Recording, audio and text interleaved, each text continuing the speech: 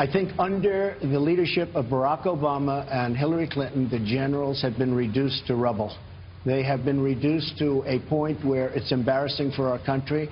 You have a force of 30,000 or so people. Nobody really knows, but probably 30,000 people.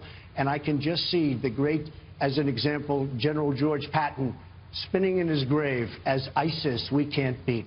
So that was Donald Trump last night in the forum on NBC, and at which time a lot of people started saying, uh-oh, he just called out the generals. What is Donald Trump, the civilian, doing? Joining us now to put perspective on that from the military perspective, Lieutenant General Michael Flynn. Was he right, General? Yeah, he's absolutely right. I mean, there is a severe disconnect between this White House and, frankly, the president and our military. I mean, there's a lot of frustration within the ranks, and there's a lot of frustration, I know, in the senior leadership about what we're not able to do.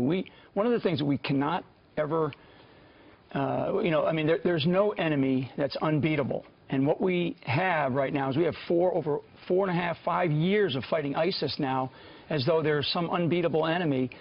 Again, there's enormous frustration. And frankly, this business about reducing them to rubble, you look over the past 8 years of generals that have been moved out of the service for whatever reason, for disagreements or just the lack of being able to push a particular strategy that we know that can lead us to victory. You know, guys, I mean, there's Give us some names. I mean, General McKiernan, General McChrystal, Mattis, Flynn. I mean, there are others. Yourself, you're saying. Yeah. So, I mean, this business about Donald Trump has enormous respect for our military, for our military leaders, and he also said last night for our intelligence professionals, and I know that because I've been in a couple of these intelligence briefings that have been in stark contrast to the policy decisions that we're seeing coming out of this White House. So this is a very dangerous time, and frankly, one of the comments that Hillary Clinton made was when she pulled a card off the table saying, I'm not going to put any boots on the ground. I mean, quit telling the enemy. We have become the best enemies in the world because we constantly... Why does that bother you? We constantly predict what it is that we're going to do. Why does it bother you? Telegraph what we're going to do. Why does it bother you that she's not going to put troops on the ground? It doesn't make any difference whether we do or not. This is, in warfare, you want to have all the options right up until the last possible minute, and you do not want to telegraph or you do not want to be predictable as to what you're going to do or not do. So, General, what's the problem? Why aren't we beating? You said we can beat this enemy. Absolutely. Why aren't we beating Absolutely. it? Is the administration not listening to what the generals are telling him to do?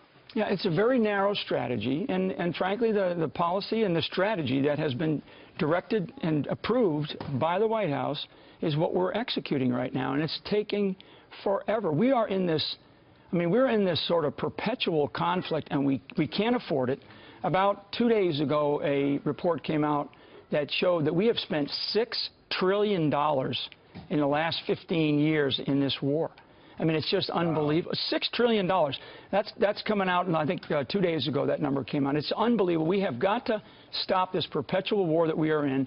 Let's go win, and let's figure out, again, what we're going to do sort of the day after is actually the more important thing, and that's where Hillary Clinton, I think, in her going into her support of the current policies in the Middle East, her really pushing for Libya. I mean, these places are a disaster. It's a disaster. We have a fire raging in the Middle East and North Africa that is bringing all sorts of problems in the refugee crisis, this immigration problem into Europe. I mean, Europe is having severe problems, and we're going to have our own problems here if we bring in another 600,000 or whatever the number is that Hillary Clinton wants to bring in. Because we did nothing in Syria, 400,000 are 400,000 dead, hundreds of thousands are streaming into Europe, and we got 20,000 begging to get in here. Yeah, and we don't know anything about the backgrounds. I mean, so we have to be very conscious and very cautious about what it is that we do when we begin to bring these folks into this country. Well, one of the things you mentioned a moment ago, the intel briefing, you've been in both of them that Donald Trump has received. Last night, what he said was the intelligence briefings were great. There apparently was something that was jaw-dropping that he didn't realize before. But he also said he could tell by the body language of the briefers that what they were presenting was not essentially to the president. The president was making a contrary decision based on his ideology rather than perhaps the scenario that presented itself to so him. the intelligence briefings that we've been given were done very professionally, and the intelligence briefers that represent a large body of our intelligence analysts around the world were very good. The interesting thing is that intelligence professionals will present really, you know, what is going on. Just the facts.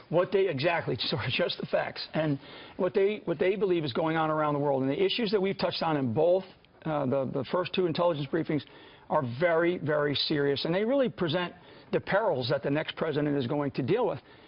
You know, an intel, they brief you, but they don't make the policy decision. They don't make the decision as to what we're going to do about it. That comes out of the White House. It starts at the White House, starts with the president. And I will just sit here and tell you that they're in stark contrast to what we're seeing. So the dangers. So when Donald Trump came out and said that I read their body language, was he correct? He's absolutely because correct. Critics have said that you don't get that. No, from you absolutely do. And I will tell you, the questions that were asked by Donald Trump, the very good questions that were asked, and they would say, that's a decision for somebody else. I don't make that. This is the intel folks that were briefing us.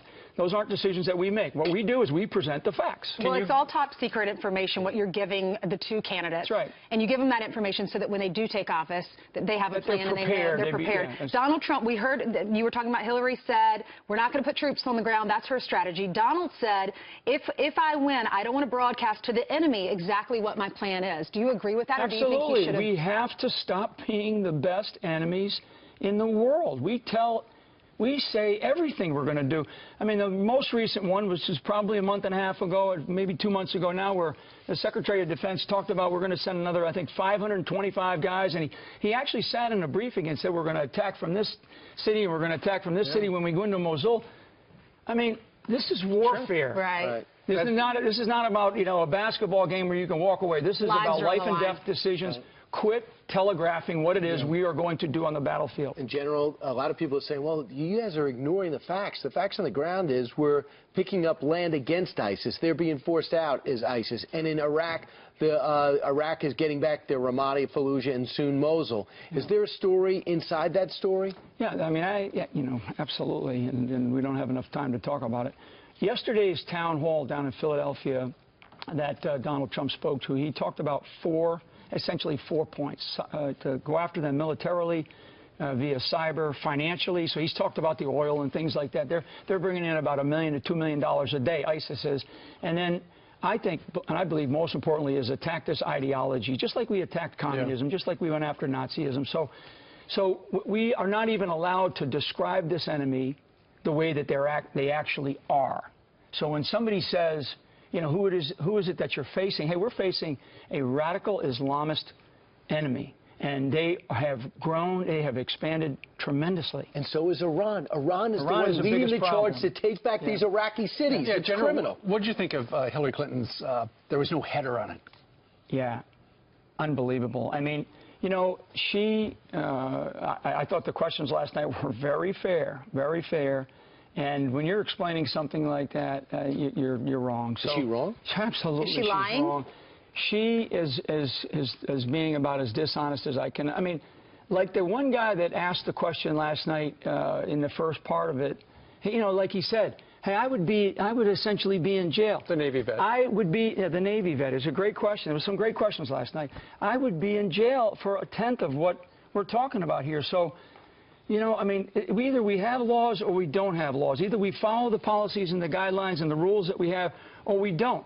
Yeah. And you can't have somebody who wants to be commander-in-chief or president of the United States that says, hey, I'm sorry. You're right. I mean, I got it. I accept your apology, but there is a consequence. But your excuses don't fly. All right. Thank you, General. Thank you very much. Thanks a lot. Great to see you. Real pleasure.